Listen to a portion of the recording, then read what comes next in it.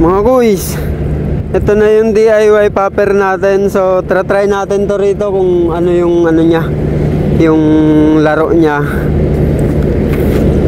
Kasi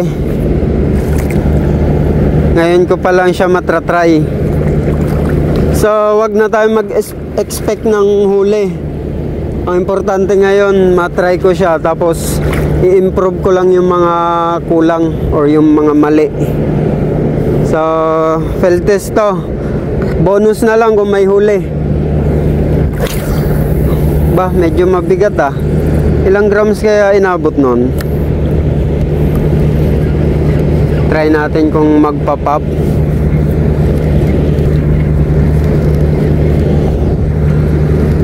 Ah, nagpa-pop siya.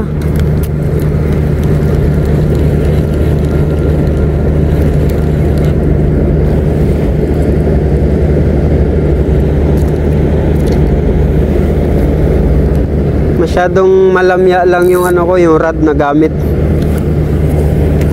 Nagpa-pop naman siya mga boys. Malamya lang yung rod.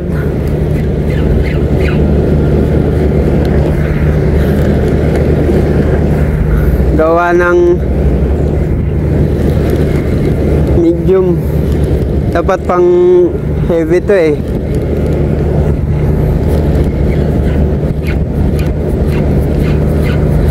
Ayun, no? Nagpa-pop naman siya mga boys. So successful.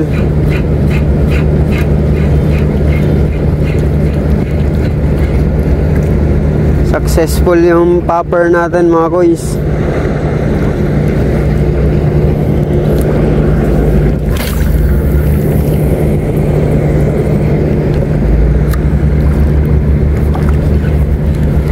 Malamya lang yung rod. Hindi ganun kaputok.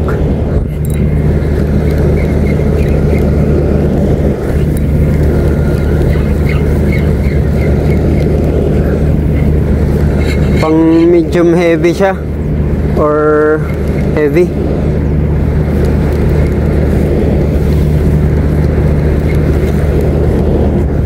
Hindi siya naputok sa medium. Yun, no? Hindi siya naputok sa medium. Masyadong malamya yung medium.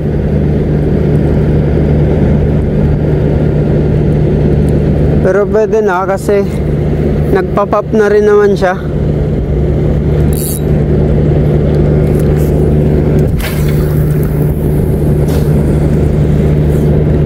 Maganda siguro to sa medium heavy or heavy.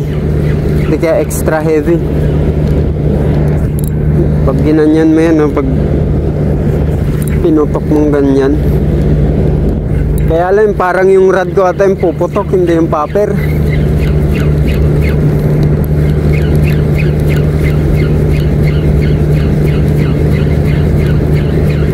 So yun lang naman importante mga boys. Ma-testing lang yung pop ng DIY natin. Kasi tinan nyo tinan mo. Nagpa-pop naman siya. Malamya lang yung rod ko.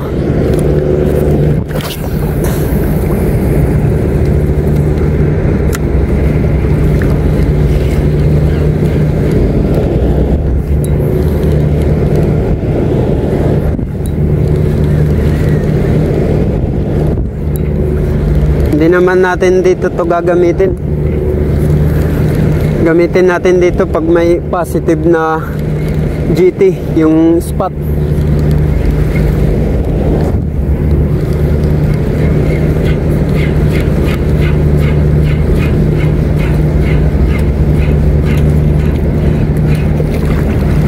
So yun lang mga boys.